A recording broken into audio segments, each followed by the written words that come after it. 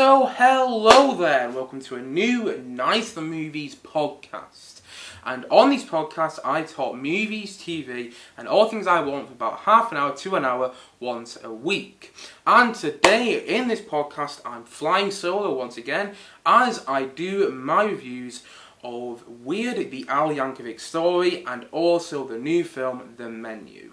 And that is because on this podcast at the moment I'm doing most of my film reviews right now. I'm not actually doing many film review videos because I'm so busy and I just don't have the time to sit down, fully plan a video, record it and then edit after. It takes about 5 hours of my time and I just don't have that time to waste. So at the moment I'm doing my film reviews in these podcasts, my film and TV reviews, because I am very short on time. Honestly, it's a miracle that I've managed to fit this podcast in today. It really is, because I've got a pretty jam-packed day.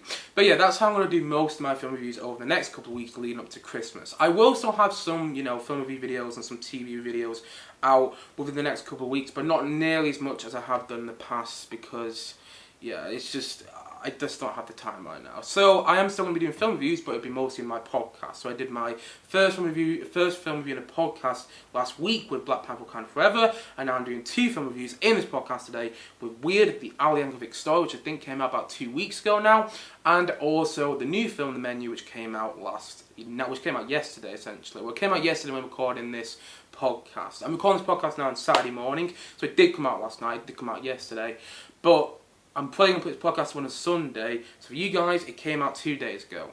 There you go. But anyway, before I get into my reviews of those 2 movies, I should say that if you're watching this podcast on YouTube, hello there to my viewers, then you can also listen to it on Spotify. If you don't have the time to watch a full podcast on YouTube, then you can also listen to it on Spotify at Night of the Movies on there.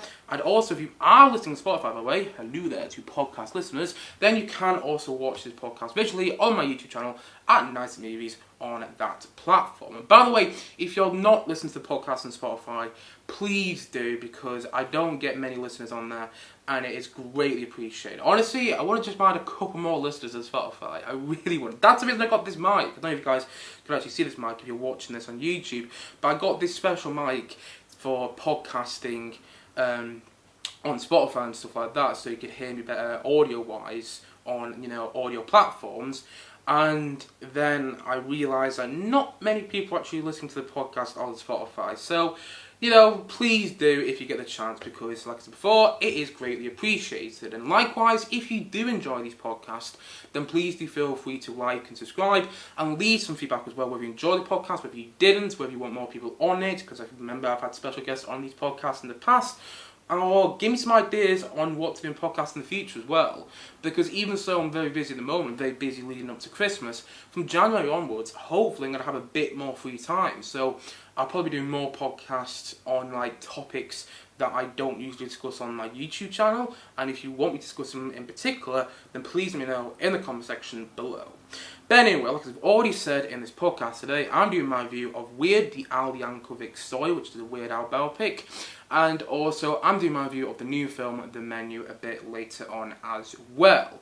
But first of all, let's talk about Weird, the Al Yankovic Story. So, the plot of the film goes as follows. You get Weird Al, played by Daniel Radcliffe, who basically gets an accordion, and that strains his relationship with his father. And then also, you see how his accordion playing, rises him to quote-unquote global fame. And then you also see his relationship with Madonna, played by Evan Rachel Wood in the film. And you also can get signed by a manager, Dr. Demento or something like that. I think that's what the character's name is. I can't remember off the top of my head right now. And he's played by Rainn Wilson, who most people know as Dwight from The American Office. But yeah, you get all these moments going on in the movie. He gets signed by a manager, he has a relationship with Madonna, and also becomes quote-unquote world famous. And at the same time though, as you expect, because it's a musical biopic, you also start to see his downfall, and then you also see his redemption in the end.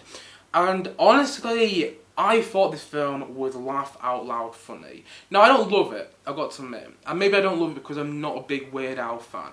I enjoy his music, and ever since I watched the film, I've been listening to The Saga Begins quite a lot, which is the tune of American Pie to the plot of Star Wars Episode 1, The Phantom Menace, but in lyrics, honestly, if you listen to the song, it's kind of genius. But yeah, I've been listening to a bit of Weird Al's music recently since seeing the movie, because I watched it on Wednesday, and like I said before, I'm recording this podcast on Saturday. But I hadn't really heard him before that. I mean, I knew Like a Surgeon as well, but that was really it. And so, when I went to watch this movie, when I sat down to watch it, should I say, I sat down to watch it on the sofa, behind the camera, which obviously you guys can't see, because I'm actually recording this in my living room, by the way. Side note here, the reason I'm not recording this in my bedroom at the moment is because my bedroom's a huge tip right now, because there's some work going in there, like I was getting new windows, and so my bedroom is just being completely turned over. But hopefully recording some podcasts and videos in there in the near future. But back to Weird, the Al Yankovic story. What was I mentioning? What was I saying? I forgot what I was saying now. But yeah, the reason it worked, because it was laugh out loud funny. You know, it did have moments where I was laughing out loud. That's what I was saying. I sat down to watch it, and I didn't know what to expect, because I'm not a fan of Weird Al. I'd heard some great things about it. It's a Roku original, which I'd never heard of before. And then I sat down to watch it, and about 5 minutes in, I was absolutely dying. And it's a comedy that made me laugh. And that's really why I like it so much, because I can't tell you how many times I've sat down to watch a comedy that everyone else has been raving about, and I've sat down to watch it and I just go, well, I don't get the fuss. You know, I haven't laughed at it. If I have laughed, it's been little chuckles. I haven't laughed at it as much as I wanted to. But with Weird, the Al Yankovic story, I don't know why, but I just found it so funny. Like, I was laughing literally from the opening titles, where you get this, you know, sentimental American musical score going over like it's like Forrest Gump or something like that. And I was like, what is this? And then about 5 minutes later, you see a teenage Weird Al, who's not played by Daniel Radcliffe in that instance, but you see a teenage Weird Al going to this accordion party, and he's scared to play the accordion, and everyone watching him play the accordion, they're all wowed by him, but then the police come over because they want to arrest him for having an accordion party, and just going, what? This is just so funny. But at the same time, though, it does have its flaws. So it's a comedy that works, and that's ultimately why I like it quite a lot, but it does also have its flaws. Like, I do think that the film kind of feels like it's a teenage, kind of feels like a student project. It kind of feels like a student film. You know, they shot the movie in, I think, 18 days. I think that's what even Rachel Wood said on a talk that I watched on YouTube. She said they shot the movie in 18 days, which is very impressive. But you can also kind of feel that parts of the film feel rushed, and it isn't that well directed. It really isn't. I was watching it going, this could be a lot better in terms of direction. Some parts, just continuity isn't the film's strong suit, but at the same time though, you know, it made me laugh, so I didn't really mind that so much. But filmmaking wise, it isn't the best. And also, the film does have an acquired sense of comedy, which means it's not going to be for everybody. And there were parts of the movie where I didn't laugh as much as I wanted to, because it did feel like an inside joke was going on for Weird Al fans, and I'm not a Weird Al fan, so I was watching it going, okay, I can understand why some people might be laughing at this, but personally I'm not. I just don't find it as funny as I might do from Weird Al fan, and some people just won't find it funny in general. I can see this not working for some people. In fact, I watched it with my mum, and she barely laughed throughout the movie. She enjoyed watching it, but she didn't really laugh throughout the film, so, you know, it's all subjective. I mean, comedy is more subjective than anything in the world, really. So, you know, it's got an acquired sense of comedy, and if you take it at face value, if you take it literally, I don't think you'll find it as funny as you should. Oh, I don't think you'd find it as funny as you'd want to. And also, the film does slightly lose its way towards the end as well. Like, it gets very silly. Like, the film isn't realistic. It's not actually the story of Weird Al. You know, Weird Al, although very famous, is not globally famous. Like, there are parts in the film where it says that Weird Al has sold more records than the Beatles, and he's, you know, Led Zeppelin are going to get back together if Weird Al agrees to play with them, or stuff like that. You know, it's not a realistic film. This is not the story of Weird Al. In fact, the film is a parody of the musical biopic genre, which is kind of perfect for a Weird Al movie, because that's what he does. He makes parody songs, and some good ones of that. Like I said, The Saga Begins, and also what's Amish Paradise. That's a great song as well. But like, it is not realistic, and it is a bit silly sometimes. And I think because it's so silly, because it's so outlandish, and because it's a bit out there, and because it's not your typical musical biopic, it sometimes loses its way. Like towards the end of the film, I don't know why, but it turned into Kingsman: The Secret Service. There's a scene that takes place in a diner, which reminds me of the church scene from Kingsman: The Secret Service, which I love, by the way, but I didn't expect to see a scene like that in this movie. And then there's another section of the film which turns into like Commando and True Lies, the Arnold Schwarzenegger movies. It turns into those movies, and you're going, what? And then there's also parts of the film which just, you're not really sure why they're doing that. Why they're doing what they are. Like, sometimes the fact that it's so different and it's so out there works in its favour. Like, I kind of enjoyed the whole big fight sequence in a diner, but at the same time, when I reflect on it, I'm kind of like, why was that in this movie? Was that actually needed? So, in a way, that whole, parody aspect, the fact that it is so, the fact that it is so outlandish, works in the film's favour, but then also sometimes it doesn't, and it does kind of lose its way, and the ending is so peculiar. You watch and you go, wait, what? I like the ending, but I don't know, it was just very weird, which is kind of the point of the film, though. The film lives up to its title. It's a weird movie. The film's called Weird, the Yankovic story, I think. But, I'm not even sure if that's a title, by the way, that shows you how busy I'm right now. But still, the film lives up to its title. It's a weird movie, and you just don't know where it's going. And there's actually one part in the film when I was watching it the other day, when my mum turned to me and went, this is weird, this, and I went, that's the point! It's called Weird, the Yankovic story. And I do think it works in that regard. And it's just, I know I said before, I'm going to say it again, it's just so weird. But it did make me laugh. And in the end, if it's a comedy that makes you laugh, that means it worked. What else do you want from a comedy? If you've watched a romance and you feel quite melancholy by the end, if you feel like you've been emotionally invested into the characters, then the romance has worked for you. If you're watching a rom-com and you've laughed, then the rom-com has worked for you to a certain degree. If you're watching an action film and you've been enthralled by the action, that means the action movies worked for you. And if you watch a superhero movie and you felt like a flyer, or felt like on the adventure with the characters, you're watching like an adventure movie, you felt like on the adventure with the characters as well, then the films have worked in that regard. And that's why We're the Yankovic film works, because it is a comedy that made me laugh. It made me laugh so many times. And yes, it is a bit too long. It probably could have been about an hour and a half. It's an hour 48 minutes, and it does kind of outstay its welcome, and there are some inside jokes which I didn't fully get, but I laughed far more than I expected to. I really did. And also there's some great performances. Daniel Radcliffe is awesome as Weird Al, like he's brilliant. And also Rainn Wilson, like I said before, who most people might know as Dwight from The American Office. He is great as the manager, Dr. Demento. And he's got some really good moments. I think that's what the character's name is called. I'm not entirely sure, but he is really funny in there.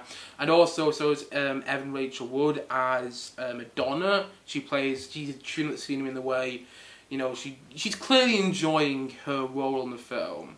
Like, Evan Rachel Wood, I only know as Dolores from the Westworld TV show, and she's great in that, but she plays a very serious character who doesn't have much charisma, and she's meant to be playing a robot, if you don't know, from Westworld. Slight spoilers there from the end of Westworld Series 1, but still nonetheless. In Westworld she plays a very different character than she does here. In this film she's playing Madonna, but you can tell she's having so much more fun doing it, I'm not gonna lie, and I really enjoyed watching her in this movie, because she was just so different than what I expected, and also there's some surprise cameos from famous actors. Like, I don't want to give any of the cameos away in case you haven't seen the film yet, but a couple of months I went, oh brilliant, I didn't even know he was in it, and the cameos are great. There's even a moment with Queen in there which is really funny, and it's just a really funny film that's really weird, but also really good in my opinion, and is a parody and a pastiche as well of the musical biopic genre. It is a pastiche in the way that it's saying that without films like Rocket Man, Bohemian Rhapsody, What the Love Got to Do with the Tina Turner biopic, and Walk the Line, and so on and so on and so on, without those movies, this one couldn't exist, but it also parodies those films as well. Like, the opening is like a big parody of Elvis, and I don't even know that was intentional, by the way, because I dare say this film was shot you know, before Elvis was released or stuff like that. But at the same time, I don't know if that was intentional. And I was watching it going, okay, this is just like the opening Elvis. And by the way, Elvis is still my favourite film of the year, so I love it to pieces, and even I was laughing at that though. And then there's parts of the film which feel like a parody of Rocket Man, parts of the film feel like a parody of Walk the Line and stuff like that, or parts of the film feel like a parody of Bohemian Rhapsody, like when you see the band all play together for the first time. I'd like, you get, you know, Weird Al's support band, you know, his backup, his band, his guitarist and his drum and things like that, and they come on stage and he's like, I didn't even know you guys could play. Well, it didn't become relevant till now, and it's just, it's moments like that which made me laugh, and clearly parodying, you know, those movies like Bohemian Rhapsody, those musical biopics, but they did it in a way where it was honouring them as well, and that's ultimately why I really enjoyed it, because musical biopics, I love them, I really do. I don't get people's problem with them. Like, I know every single musical biopic, well most of them anyway, have that, you know, conventional story of an artist. He's got musical talent, he's often diminished and discredited by his family for having that talent, but then he meets a band or he becomes famous by himself, and then his manager signs him on, but then his manager starts to do him over, he starts getting a relation that's bad for him as well, he starts to take drugs, and then he starts to have his downfall, but then he ultimately has redemption in the end. I know most musical biopics follow that formula, and this one does as well, but it does it in quite a self-knowing way, but that never really bothers me, because in my opinion, all comic book movies are the same as well. You know, in all comic book movies or in all superhero films, you have the superhero or group of superheroes, or a group of superheroes, who come together, they have to go and fight a villain, and at one stage in the film, the first time they fight the villain, they ultimately lose, and then in the end, they ultimately win though. They fend off the villain, sometimes some casualties, and sometimes it's not, but that's basically the plot of most superhero films, when you really think about it. So all the people say, well, all musical biopics follow the same formula. Guess what? All comic book movies and superhero movies do the same as well. But Weird Al prides itself on following on that formula as well. We know where parts of the film are going, and it just kind of parodies that, and I really enjoyed that, and that's coming from someone who's a huge fan of the musical biopic genre. And, you know, it was just a really fun film to watch. It was a joyful experience, and also, it's a Roku original, by the way, which I don't think I've ever come across before. And by the way, that doesn't mean that you can't watch it, you know, easily. I watched it on my Now TV stick, and there's a link to my Roku channel on there, and then it's free to watch via Roku, and there's some advert breaks as well, which kind of took me out of the movie a bit, I'm not going to lie, but other than that, it's great though, and it made me laugh, and I know I said it before, but I'm going to say it again, because I was really surprised I did. It's a comedy which made me laugh, and for that reason, it works. And also for that reason, I'm going to give Weird the Al Yankovic story, I'm going to give it a 7.5 out of 10.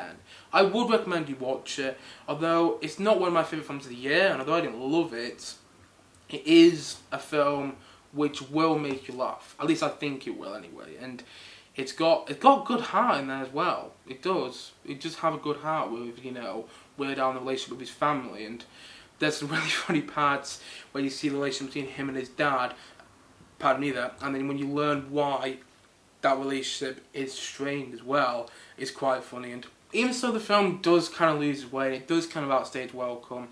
It does what it says on the tin. It's a weird movie, and it's a weird movie which made me laugh. And that's ultimately why I said before that I gave it a 7.5 out of 10 from me.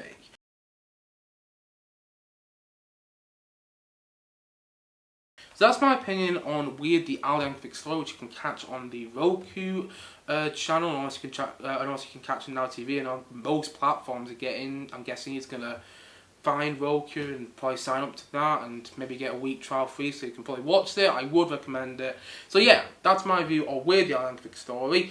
And now let's get into my review of The Menu, which just came out yesterday as I'm recording this podcast today. Came out yesterday. And The Menu is a new film starring Ray Fiennes, Anya Taylor-Joy, and Nicholas Hoult. So The Menu, if you don't know already, follows the story of a group of posh and pretentious and snobby people who all get invited to this island in the middle of nowhere, and to this fancy restaurant on this island, and the fancy restaurant is run by this world-famous cook who, you know, food critics just adore, and, you know, everyone looks up to him, goes to the restaurant and things like that, and then when they're at this restaurant, they'll things start to go south, and you realise that the head chef of this restaurant, played by Ray Fiennes, brilliant played by Ray Fiennes by the way, you realise that he has a different plan for the menu for the evening, and that's all you need to know. I'm not going to get into anything else to do with the film because I don't want to give spoilers away, but this movie was a great watch. It really surprised me by how much I had fun with it. It's twisty and it's got some surprise moments which I didn't see coming. It's also quite dark, but it's dark and comedic in the way that kind of like a Martin McDonagh film is, kind of like In Bruges or The Banshee of Inisherin, by the way, which I read a couple of weeks ago on this channel. And by the way, if you haven't checked out my review of The Banshee of Inisherin, do go and do that because it'd be much appreciated. But yeah, it's got some dark comedy in there which works really well, and also it works because of the performances. Anya Taylor-Joy plays a brilliant heroine in there, and I'm really loving Anya Taylor-Joy and everything I've seen of it. And she was brilliant in The Northman, she was brilliant last night in Soho. There was something else I saw in as well. Oh yeah, Amsterdam. That was a largely forgettable film, but she was good in it. I liked Anya Taylor-Joy in that movie. In fact, I thought she was underused, but here they utilise her talent really well. She's a heroine. She's a horror heroine, because in the end, quite a lot of this movie is a horror film. It's got a lot of horror elements in there, which do kind of make you jump, and also kind of make you go, ooh, I didn't see that come, like a bit squeamish, and it's constantly tension building as well. Like, I didn't find it quite as intense as I wanted to, but it does have a lot of tense moments where you're kind of like, gripping the edge of your seat going, oh, I don't know where this is going. And my criticisms probably would be that I didn't find it quite as engaging as I wanted to, and I never really settled into the movie. Although that might be me, to be honest, because I watched this yesterday after having a very long day at uni and waking up at 5 AM, and I was going to the cinema basically half asleep, I'm not gonna lie, to be completely honest. But, you know, I sat there and I didn't find it quite as engaging as I wanted to, but perhaps that's just me. And also, the ending was a bit unexpected and peculiar. Like, I won't give what happens, but it felt a tad bit rushed. It felt like we have to do this, we have to get like these chess pieces in the places before we finish the film. It felt like we had to just do this and do that and do that. Okay, now we can end the movie. That's what it felt like. And also the opening felt a bit rushed as well. Like, the introductions to all these people who go into this restaurant was just kind of like, oh, this person's this person's this, other person's this. Oh, did you get that? Oh, hopefully you did. Okay, now we'll move on to the plot. And, you know, I can guarantee some people will like that sort of storytelling where it just kind of goes straight into it. But for me, I wanted something like Ocean's 11, you know, the way it introduces all the characters and that, and it gives them a little bit of backstory. I'm not asking for, you know, hours and hours of backstory in each character. I'm not even asking for like 10 minutes in each character. I'm just asking for like a little bit more of the backstory in each character rather than just a quick 15-second backstory on who is what. And yeah, I didn't love the opening, and it was very weird as well. It was, you know, it was badly edited, the opening of the film, but then it did get better when the whole meal section of the film was happening. It got more meatier. See what I did there? Prepare for some cooking puns. Because even so, the film does feel half-baked and a bit undercooked. And also, even though the film doesn't have as much texture as you might want, it is delicious to watch. It's a deliciously sweet, but also kind of soury sweet film to watch. Hope you get what I mean. You know, it's sweet to watch in the way that you really, if you want to like compare it to eating something, because in the end it's a film about food, well, to a certain degree anyway, but even so, you know, if you want to compare it to eating to something, you want to compare this film to eating something, it's like you're eating quite a tasty, I don't know, chocolate muffin. You can tell I've eaten a lot of chocolate muffins in my time, so I know what that'll be like. But yeah, it's like eating quite a tasty chocolate muffin, which doesn't have much texture, doesn't have much flavour, but was worth having. That's what I'd probably say it's like. That's my metaphor for the menu. There isn't really much beneath the substance of the film, in other words. There isn't really much text to what's going on. Again, using food puns, hope you understand, hopefully get these food puns anyway. But yeah, there isn't much text to certain characters in the film. There's like some backstory going on which you find out throughout the movie, and some twists and turns along the way. Like when you find out why Ray Fiennes is as evil as he is, which is great by the way. He is like, he's channeling his inner Voldemort in the film, which is really, which is really fun to watch and made me smile quite a few times. He plays a great villain, but like, there's not much texture to the film though. I know I said it before, but I'm going to say it again. There isn't much texture because there's not really much about the characters. They're all just snobby and pretentious and annoying and posh.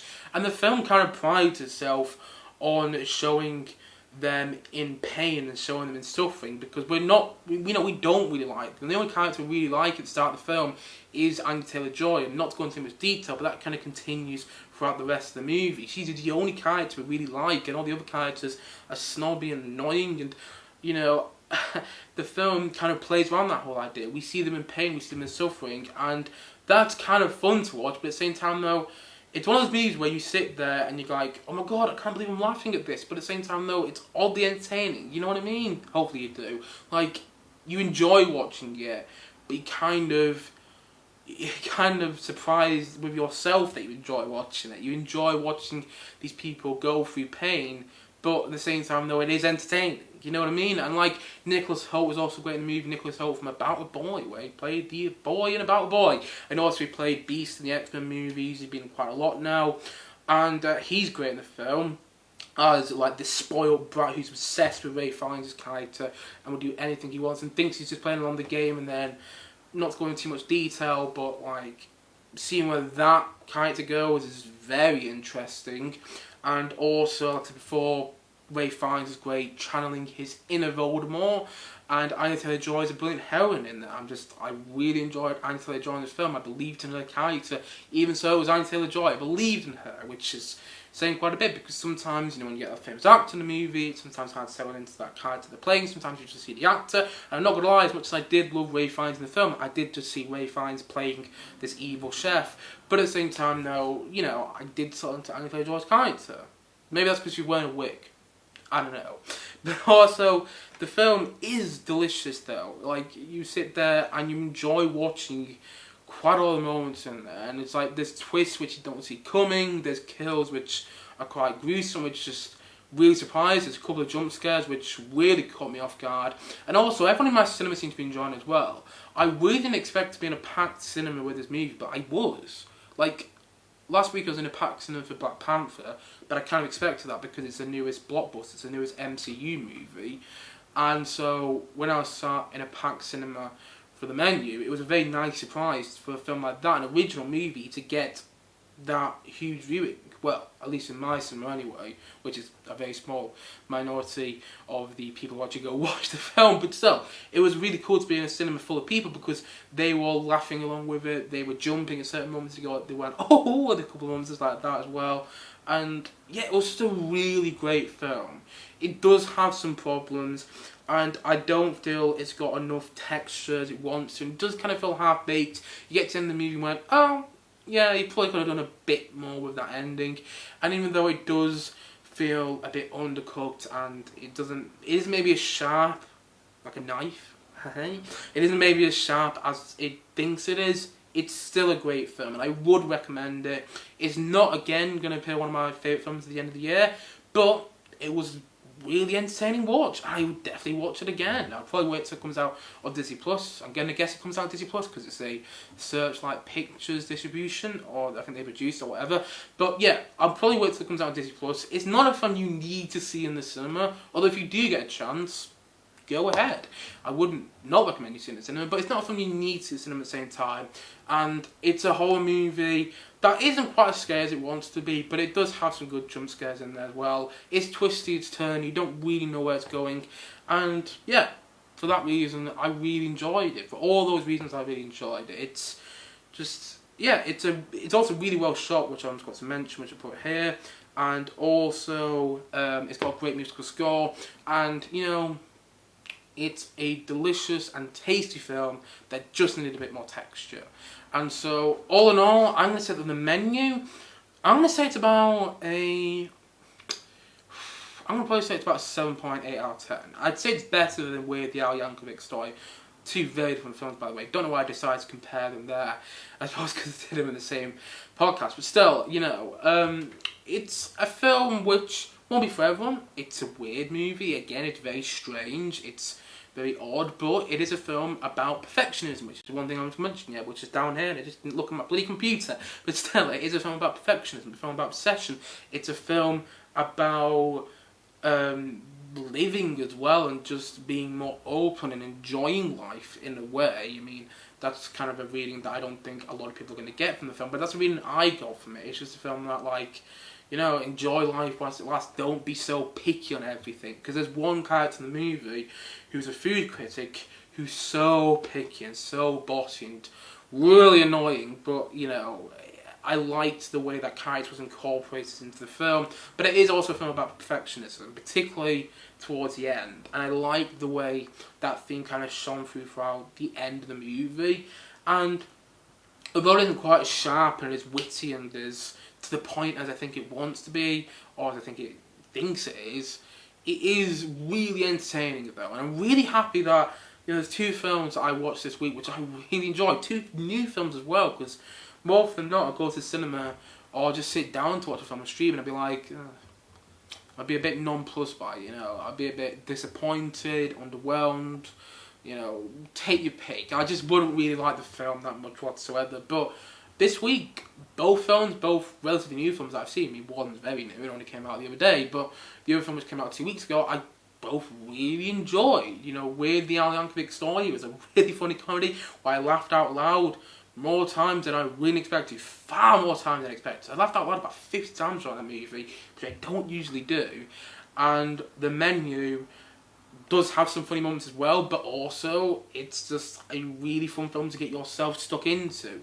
There's not much to it, but on the surface level, it's a great time. And that's kind of where I sit with The Menu overall. It's a tasty movie that just needed a bit more texture. Channeling my, you know, Paul Hollywood there, Great British Bake Off, viewers will know who I mean there. But yeah, it's a delicious film that needed a bit more texture, but it's really fun for what it is, and that's why I'm going to give it 7.8 out of 10. You know, I didn't love it, which is why I'm not giving it 8 out of 10, and perhaps I should probably give it lower, because I do have some problems in the script, and some of the reveals could have been done a bit better, and some of the twists could have been done a bit better as well. But just because I had such a great time with it, I didn't expect it. So I went into the cinema dead tired. Honestly, I was like a zombie yesterday, and even so I didn't find it quite as engaging. I don't know, just because I had such a great time with it, that's why I'm going to give it 7 out of 10. I'm feeling generous today. Also didn't think that through too much, but still, nonetheless, like I said before, The Menu is a tasty film that just needed a bit more texture, and so for that reason, I'm going to give it a 7.8 out of 10 from me.